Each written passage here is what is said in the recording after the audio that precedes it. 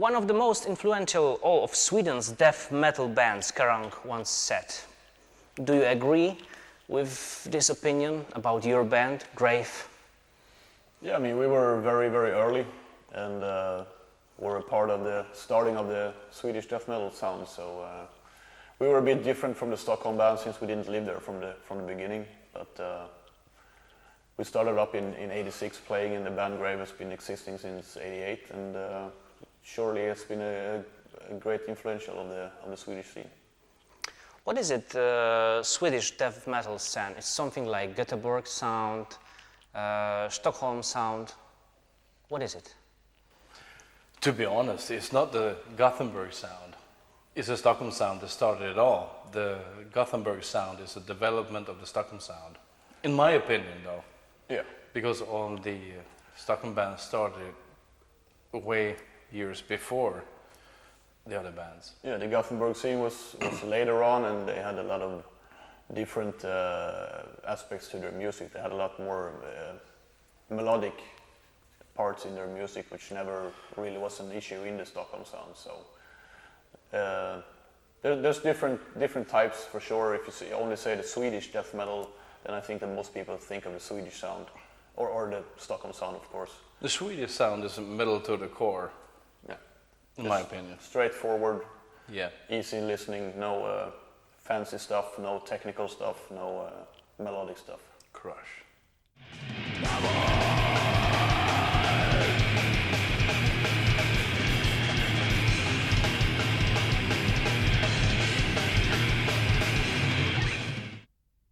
You got a new album as Rapture comes. What can you tell us about this album? It's got a very good press. It's got very good press, yeah. We were very satisfied with the reactions, both from fans and media and everything. And it's like a progression of the earlier albums we did. The Back from the Grave album was pretty slow and pretty mid-paced. Straightforward and mid-paced. The last album, Fiendish Regression, was a bit more faster, some grind parts, and the new album is just a very big step, both forwards and backwards. I think it goes back more to the roots, but also implementing new not technical in any way, not advanced in any way, just straightforward and brutal stuff, but with some twists to it. The way we want the first album to be honest. Yeah, really. It has a lot to do with the drummer Pelle, who also played on Fiendish Aggression. He wanted to play much more variated and faster stuff. And for that album, we had all the songs written basically when he joined the band. So it wasn't really much for him to do. But for this album, he's been more involved in the songwriting. So much more of a Grave album. Yeah, and it's a much more joint effort from all the members in the band that has written the songs together more than only the guitar players writing material. And an unexpected thing, Alice in Chains cover. Yeah, yeah, pretty much. I've been thinking about that song for some years now. It just would be a cool idea to make your own version of it. It's a very simple song, very straightforward, and we just had some ideas about it, and we never rehearsed the song at all. We just when we did the recordings, we just put down the drum tracks for it, and then we put everything on, and we slammed it down. Yeah, pretty much. And I don't think it was until the vocal parts and the leads and everything was on there that we really decided that we wanted to release it on the album. So, but it's a cool idea. I always liked that band. I know Jonas always loved that band, and I never saw them as a part of the grunge era or so. They just happened to be from Seattle and got labeled that way. They got some cool riffs. Yeah, very good guitar player, very good rock or metal band in general. By the way, what do you think about the reunion of Alice in Chains? Good luck to those guys. Yeah, because we like them a lot, and yeah, I haven't heard anything about it really. I haven't seen them live for this summer, and when we laid down the basic tracks for the album was done in January. And by that time I hadn't heard anything about it. It was in April when we were mixing the album in the Abyss studio that I heard things on the internet that they were Rumors. actually getting together and playing live again. So it was kind of a weird coincidence that we chose to do one of their songs. How do you promote the new album? Playing gigs, naturally. Yeah, there's a lot of stuff coming up. We've been playing not that much stuff now. When the album was finished in late April, I think, the mastering and mix. We haven't done that much over the summer. It was released in late July. We're going to the States in October with Dismember and Vital Remains, and after that we have the Swedish package called Masters of Death, which will be us, Entombed, Unleashed and Dismember, touring in Europe for about 18 shows or something. And after that in December we're going back to the States again with Dismember to do a second leg of the tour. It's a West Coast, East Coast split tour. So. Okay. And tons of interviews, of course, for press.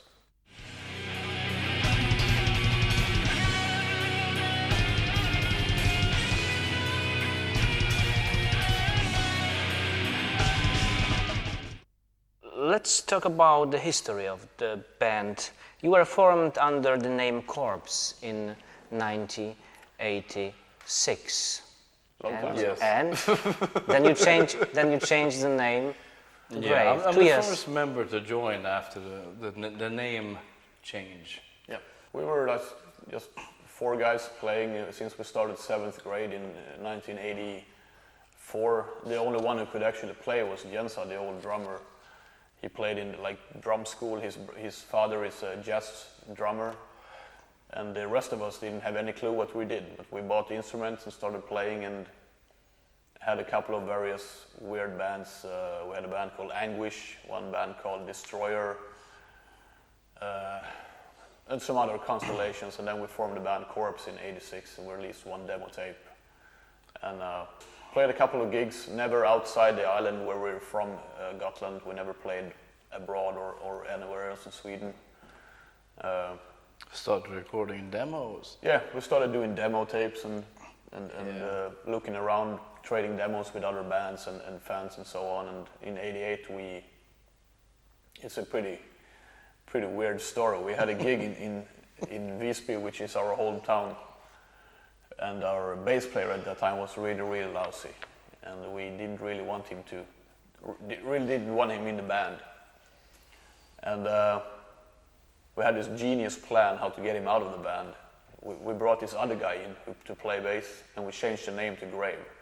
And we put the band name Grave on all the posters for the gig. But of course, the town we're from is this big, so of course he showed up to the gig, and there we were playing with a different bass player, and that was the main reason for the name change to start with. And then we just kept rolling. We got Jonas in the band very early, and started doing the demo tapes that we eventually got signed on. I'm turning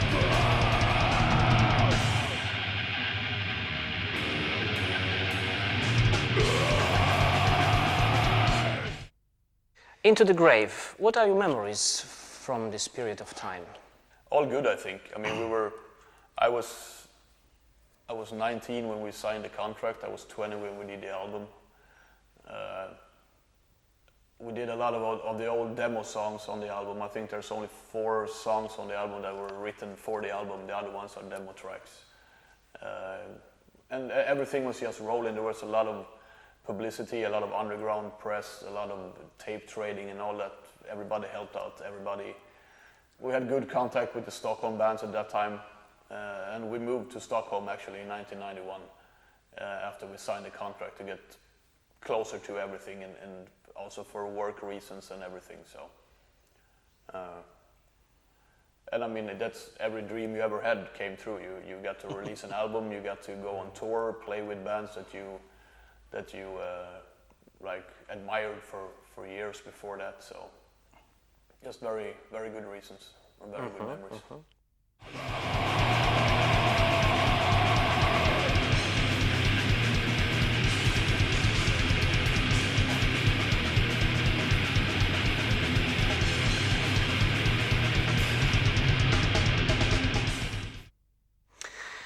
the end of 80s, it was a great time for death metal. What are your feelings on this gold time today? Oh, we had a good time. Just a lot of very good memories from that time, really. Both musically and also playing shows with bands that you listen to and never expected to meet at all, really. Through the years, there was something like amplitude of death metal. Good times, bad times. Why? Not sure, really. I mean, there's been a lot of... Everything goes in cycles, like everything, whatever it is in life in general, like fashion or music or whatever it is, it goes around and around. And for that time, it was in the early 90s, it was death metal was the big thing in metal. There were no like power metal or... I mean, still even the big heavy metal bands didn't have that good time in those days, like Maiden or Accept or those bands, because they were like 7 or 8 years earlier, really. And death metal was the big thing, and then in the late 90s, the black metal hype came. And, well, that wasn't kind of interesting. That was interesting for about half an hour, and then everything went really pretty much dead in a couple of years. And then in the early 2000s again, the interest for death metal came back again, and I think it was mostly for a second generation of fans, I think. I mean, I have a brother who is 23, and a couple of years ago, him and his friends got into this kind of music, and you see that on the gigs also you do, wherever you play, there's people from 18 to 40 or whatever. Yeah, so it's pretty cool to see that young people today get into this kind of music when there's so much varieties within music to get into. So.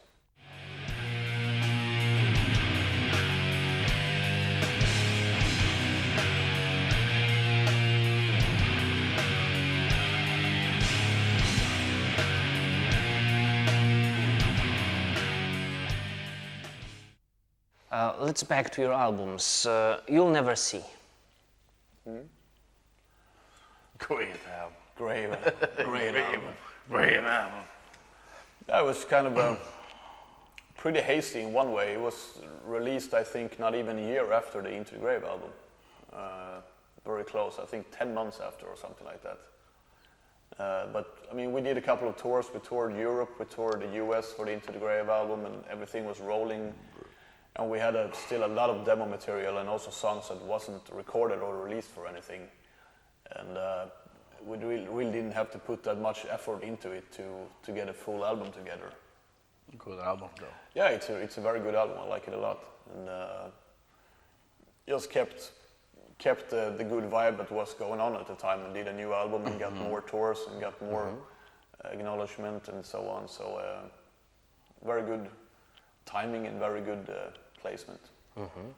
Then Soulless. It's my favorite album. Yeah, I love the most. It's a classic album with great songs, great lyrics, classic. Yeah, it actually is. It's one of my favorites too, for sure. It's a bit different than the early stuff. It's not so. It's a bit more controlled, I'd say, than the two earlier albums. A little bit more focused maybe on the structure of the songs, on the refrains and stuff like that we never thought about before. Like the song Soulless, for instance, is like a pop song, but very, very hard in one way. But just the structure and thinking more about what you were doing when you wrote the songs. And also that kind of groovy stuff that Grave is pretty known for these days, which was actually never spoken of before the Soulless album.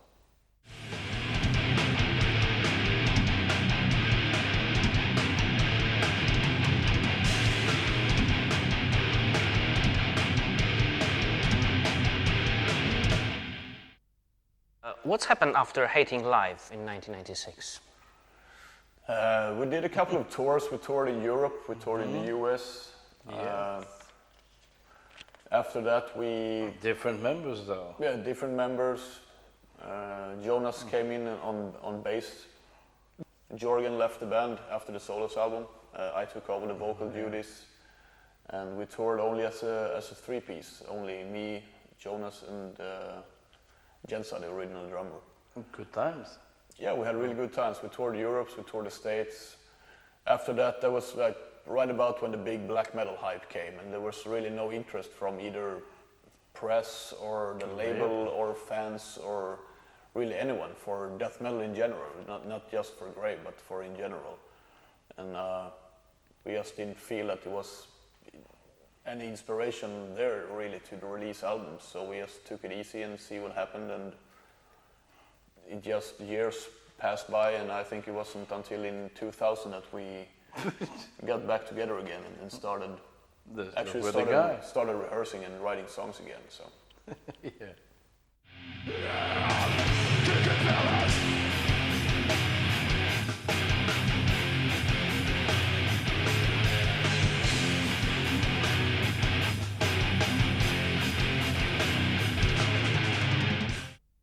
You return with the album Back from the Grave. That was a good one. It's a good album, I think. It should have been totally different if we had everything to say, but the drummer Jens at that time, he didn't but it's really, a good album. Yeah, it's a good album though. But it could have been made more aggressive. Yeah, aggressive, more faster parts and so on. And we really try to write it that way, and all the riffs are totally in that vein, but the drum parts are really not that in that vein that the rest of the bands wanted it to be. And I think that's one of the big reasons that Jensen left the band after that album also. Since all through the slow years of the death metal period, I thought it was still a fresh album to listen to hear some old stuff again, except, I mean, the only death metal bands that were going in those days were the really faster grind death bands who were competing of who was playing the fastest drums or whatever, or the weirdest guitar parts. And it felt like people, when I did the interviews at least, it felt like people were, felt that it was good to hear some straightforward stuff again, really. And in that time also, Unleashed and Dismember also released new albums, which was also back more to the older kind of style that's been missing for a couple of years.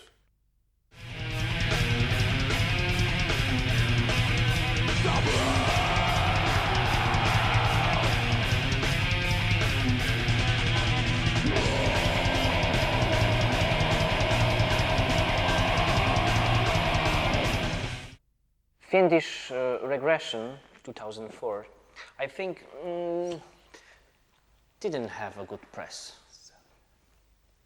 It actually got a very good recognition in I mean, I did over 75 interviews for that album worldwide, and for the interviews and reviews that I had for it was very, very good, actually. And afterwards, lately I've heard that if people compare it to the new album, that some people think nowadays that the last album isn't that impressive compared to the new one.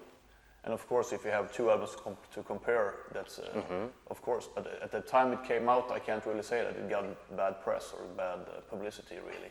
Maybe in Poland, but I'm not sure of that. Oh, you got many fans here in Poland. Yeah. And the new album, as Rapture comes, got a very good press and a very good reaction from the fans, you know. So, plans for the future? Plans for tonight, get really, really drunk to start with. Jonas is good on his way. Get that Polish guy. Yeah, that Polish guy over there is going to get Fan, it. du ska få cent att And just do a very good show tomorrow, and we're excited to do the DVD and hope it comes out well. Meet the Obituary guys again, of course. Have a good party with those guys.